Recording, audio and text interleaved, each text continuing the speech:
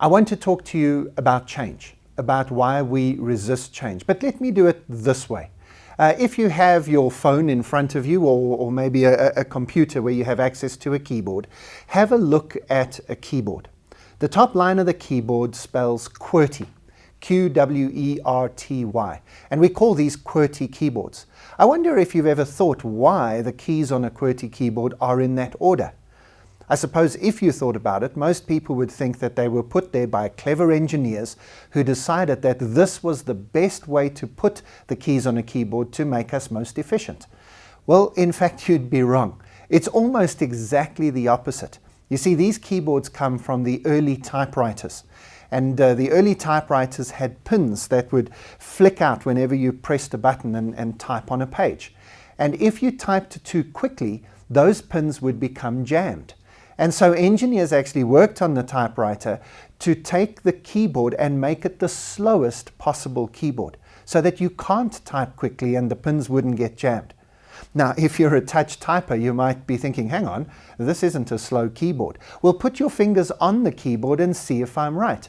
Where are the most commonly used letters? Are they on your strongest fingers or your weakest?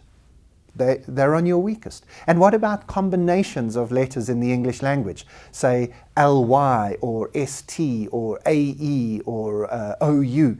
Yeah, you'll discover that every one of the common combinations is actually very difficult to do. They're on weak fingers and require difficult movements of your hands. So yes, your QWERTY keyboard is the slowest possible keyboard.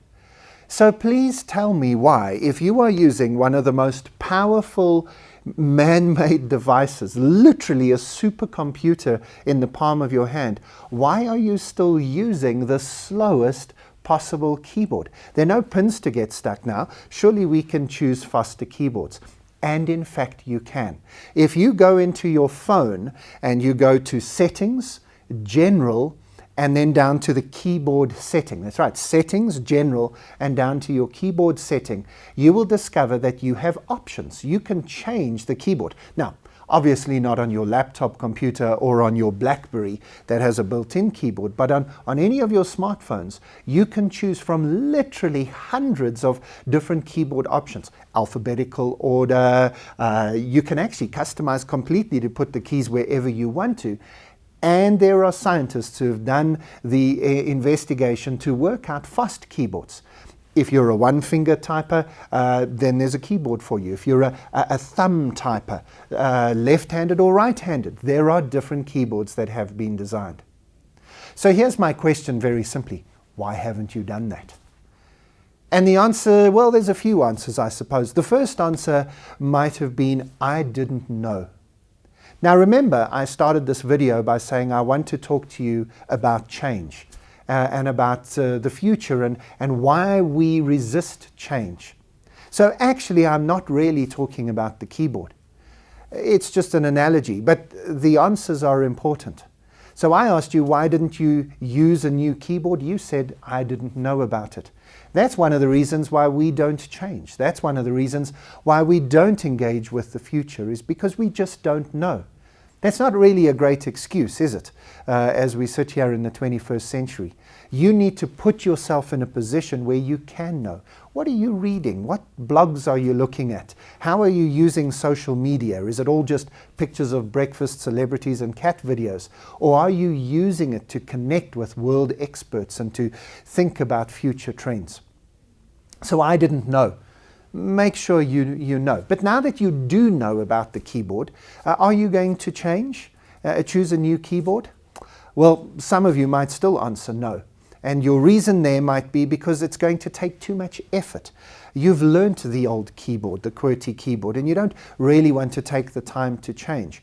Why? Because it's going to take a dip in productivity first before you get the benefits of a better keyboard. That's the same in any business. Your team might not want to change some of the patterns and orthodoxies of the way you work in the office because it's going to be a little bit inefficient for a few weeks while you shift some of the patterns of thinking. But for the rest of your life, you get the benefit after doing that. A short bit of pain for a massive reward. And we need to be thinking about this in our workplaces as well. Some of you don't want to shift because of standardization. If somebody else uses your phone or your keyboard, they won't be able to find things. Well, that's true in the business world as well, isn't it? We standardize things in order to make them easy.